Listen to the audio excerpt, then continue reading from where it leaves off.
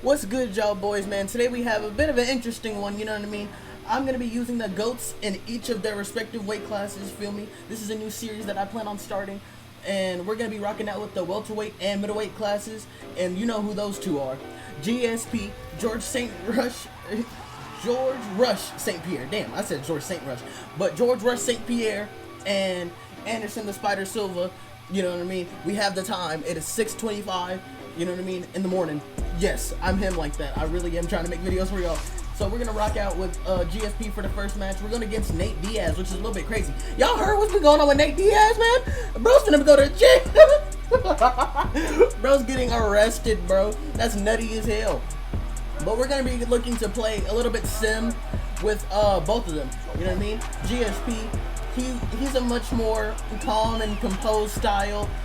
So I'm not going to just force it for like no reason. Especially against a Diaz. Oh man.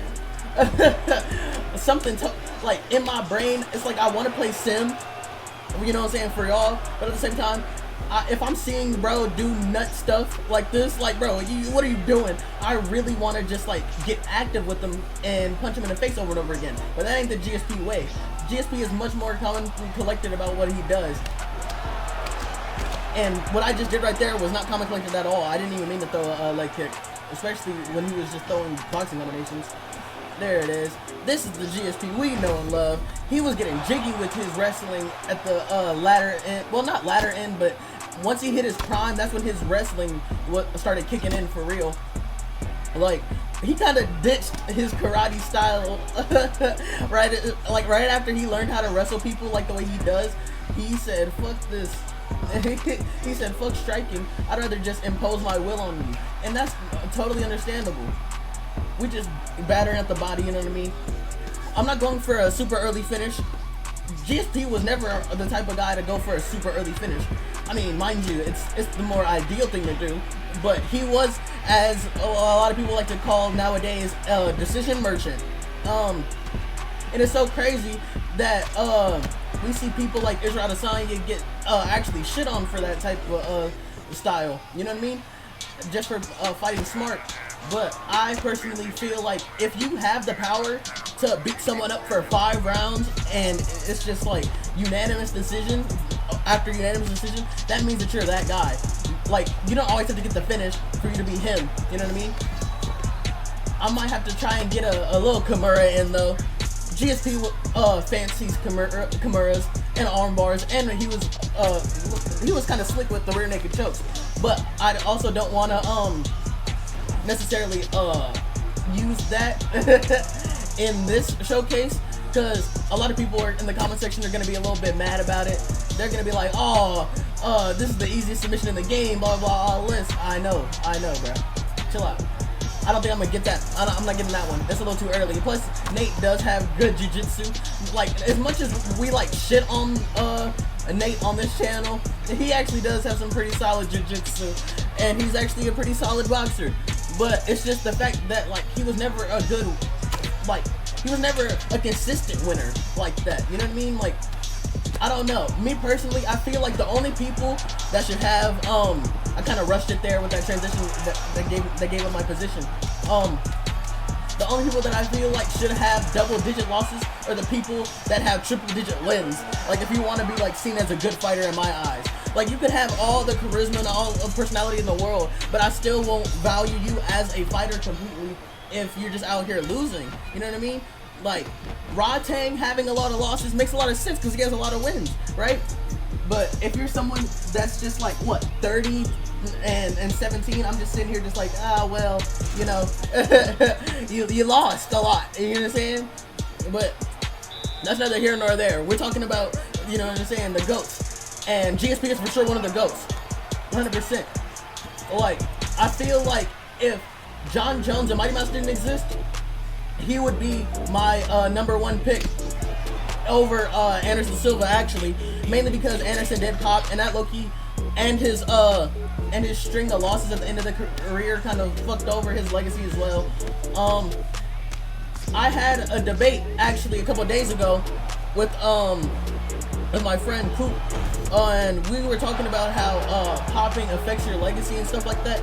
He personally feels like it has like no effect, considering the fact that a lot of other people were on steroids at the time, and I'm putting that in quotes because like those people haven't popped. But my thing is, I feel like once you cheat like that, I don't know, something about it, it feels like you besmirched your own legacy for no reason. Especially if you're someone like John Jones or someone like Anderson Silva. Like, you were already like on top of the world at one point. Like, you've already been that guy, you know what I mean? And why did you have to cheat? Like you've been showing us your skills in the Octagon. We know that you're nice, but it's like you cheated for no reason at that point. And it's kind of like gross in a sense. It's like, it's weird. Because in a sport where you're literally, you know what I'm saying, trying to bash your opponent's face in consistently, it's like, I feel like using any type of performance enhancer is foul as hell. And people have their own type of like, you know what I'm saying, biases towards that and stuff like that. A lot of people can never give TJ Dillashaw his respect in bantamweight because of that. And I personally feel like that's a little bit unfair too. Because in the same breath, a lot of John Jones fans hate TJ. And it's so crazy to me because it's like, damn, y'all acting like TJ just wasn't nice. He beat Renan Barão. And like, he's a little bit of a forgotten name in the bantamweight division nowadays. But Barão was a legit legend. Like, when TJ beat him, he was on a super huge streak. Like, he was dogging people. And TJ just wrecked him. So it's like, don't be on no freak shit in the comments. I'm looking at you. Don't be on no freak shit. Like, like I said, okay. Like, no, like in all seriousness, popping affects legacies bad as shit in my eyes. And the reason why GSP would, you know what I'm saying, take the leading spot over Anderson would be because of that. And before we say, well, what about John Jones? John Jones also has a super crazy resume though. Like, it's a little nuts, like how young John Jones also came in the UFC, and then he dogged legends that were put in front of him.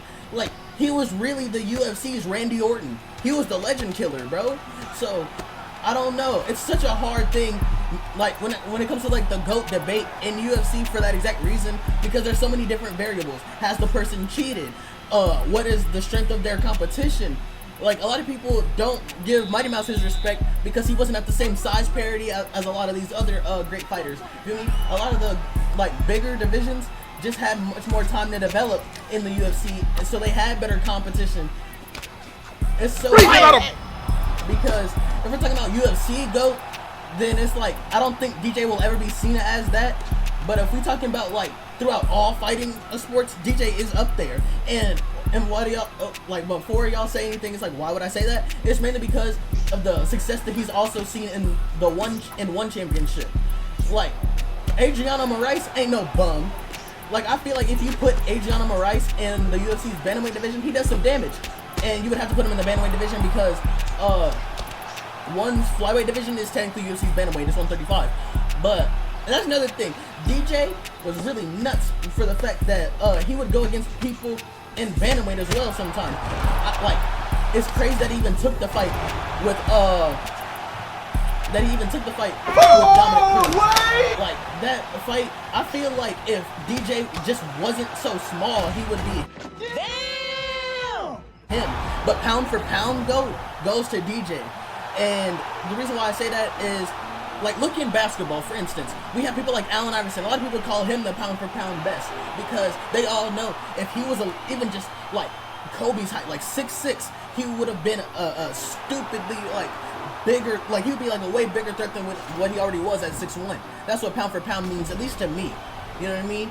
Like, pound for pound means on an even playing field, who's really him. And you put DJ on size parity with John Jones, you put him on size parity with Anderson Silva, he's dogging them because of his IQ and his he has like the most well-rounded skill set of anyone that I've ever seen in the UFC. But GSP, on the other hand, while we were using him, you know what I'm saying, I didn't talk about him necessarily that much. He was a very great fighter. He's very pure at heart as well. That's what makes a lot of people respect him more than a lot of other people that are you know what I'm saying, up there for the GOAT title. Like, I feel like people that are more humble, like DJ and GSP and people like that, really make the sport better in a sense. Like the Wonder Boys and stuff like that. Just the kind-hearted nature of just, like, you appreciate the martial arts for real, for what they are, for what, like, how beautiful they are and what they can be seen as. Like, not everything is about some type of stupid ass vendetta. Not everyone has to have beef. Some people can just acknowledge that martial arts is a beautiful sport. You know what I'm saying? It is a little violent, but in its roots, it's beautiful. It's, like, especially if you have the right mindset towards it. Damn, another Division 0, and this is foul that he was he's a Division 0 using Robert Whittaker in a sense, because imagine he's not actually a Division 0. He's a Division 0, but like he's not actually like a lower tier fighter, right?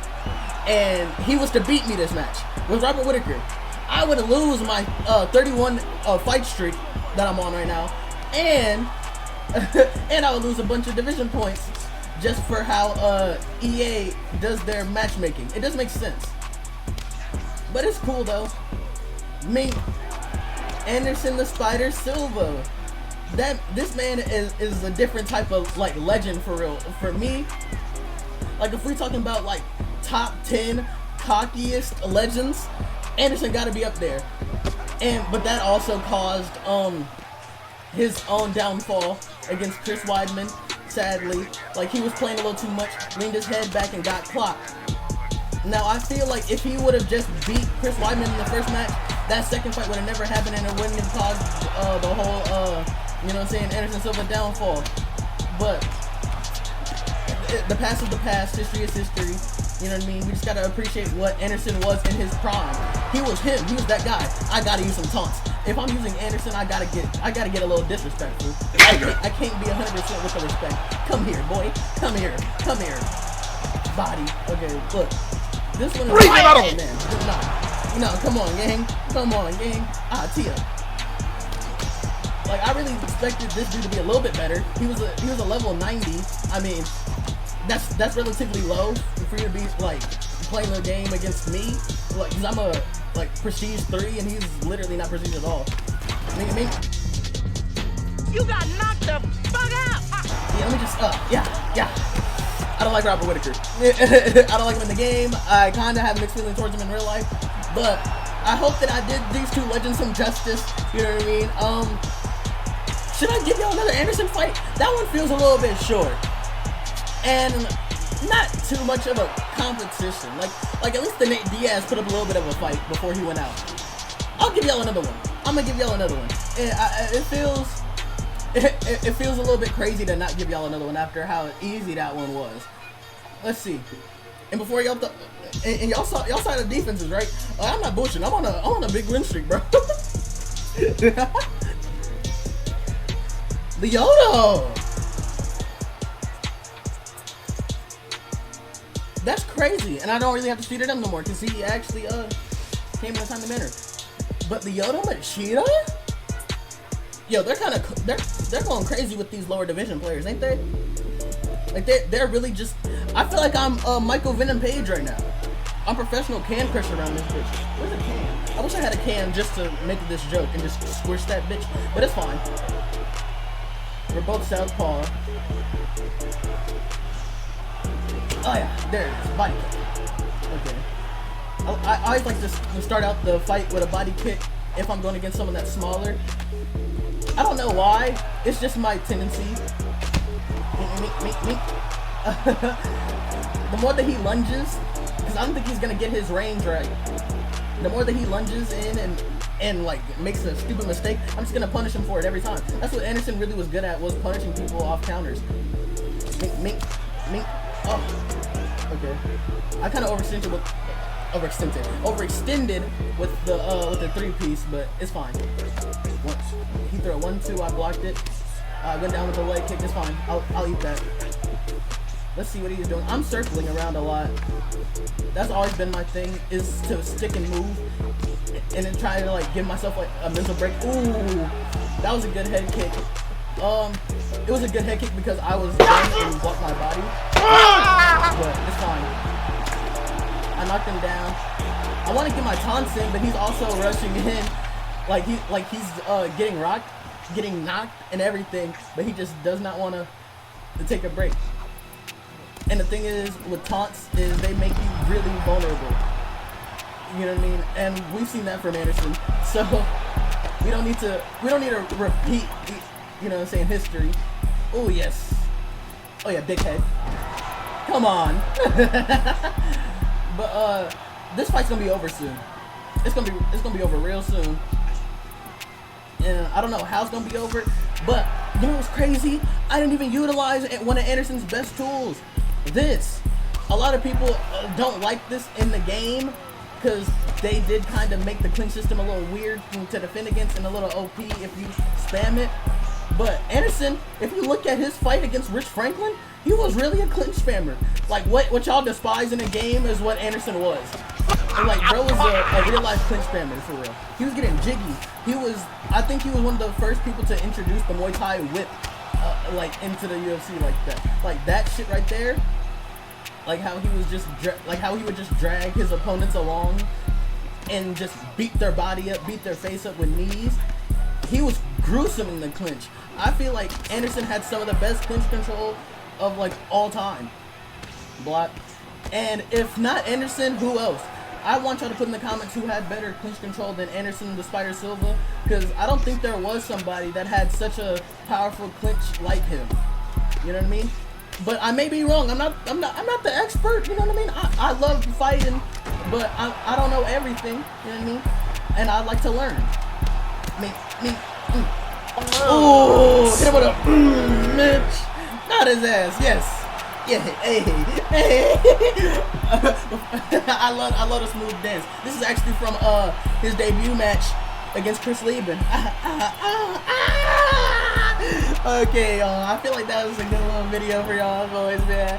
I hope I didn't disappoint. Oh my god, look at it again. Man, ooh. The clinch elbow, so beautiful. So perfectly timed against that chin of Leoto's. Woo, laid him out. Laid him out flat.